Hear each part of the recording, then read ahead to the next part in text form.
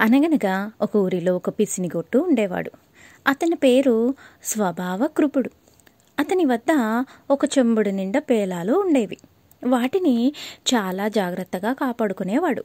ఒకరోజు రాత్రి అతడు ఆ చెంబుకి కాపలా కాస్తూ కలలు కంటున్నాడు. అతని ఊహలు ఇలా ఉన్నాయి.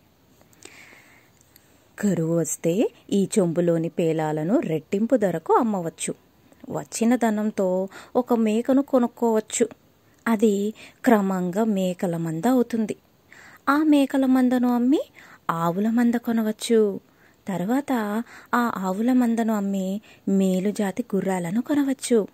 ఒక మెడ కట్టుకోవచ్చు. ఈలోగా ఒక అందమైన అమ్మాయిని పెళ్లి చేసుకోవచ్చు. చక్కని బిడ్డకి తండ్రి కావచ్చు.